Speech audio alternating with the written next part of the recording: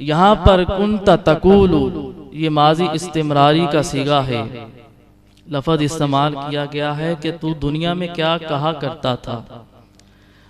एक तो ये लफ्ज़ है कि क्या कहा करता था, ये माजी इस्तिमरारी है कि अरबी ग्रामर में जब फ़ेल मुज़ारे से पहले कान यकून लगाया जाए तो वो फ़ेल मुज़ारे फिर जो है माजी इस्तिमरारी बन जाता है। तो कान यकून लगाया फ़ेल मुज़ारे के शुरू में माजी इस्तिमरारी बन गया, तो माना हुआ कुंता तकूलु तू क्या कहा करता था। एक ये जुमला है, एक ये लफ्ज़ है। अच्छा, ये क्यों खास किया, कुंता तकूलु क्यों कहा, माजी बाइद का जिक्र क्यों नहीं किया, कुंता कुलता क्यों नहीं आया कि एक मर्तबा ही पूछ लिया जाता, एक दफा का ही जिक्र कर लिया जाता कि तूने क्या कहा था। ये जो कहा गया कि तू क्या कहा करता था, तो अगर इसकी बजाय इसकी जगह पर अगर ये पूछ लिया जाता कि तूने क्या कहा था। अब दोनों जुमलों के अंदर आपने थोड़ा सा फर्क महसूस करना कि एक जुमला है कि तूने क्या कहा था, दूसरा जुमला है कि तू क्या कहा करता था।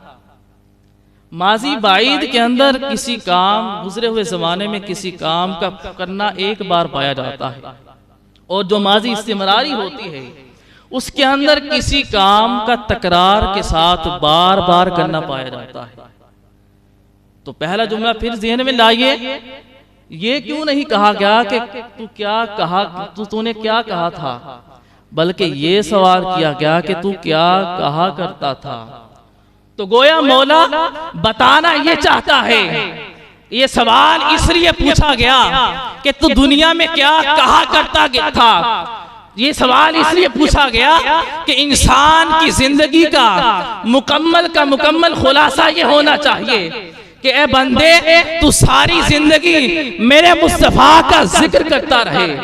ये नहीं कि बस एक बार मुस्तफा का नाम ले लिया, बस एक बार मेरे मुस्तफा की शान को बयान कर दिया, हक अदा हो गया। नहीं, कि तुम्हारी जिंदगी के अंदर ये शामिल होना चाहिए कि तेरी सारी जिंदगी का अमल क्या रहा था, तू सारी जिंदगी करता क्या रहा था, तू सारी जिंदगी इस महबूब के बारे में क्या कहा करता था।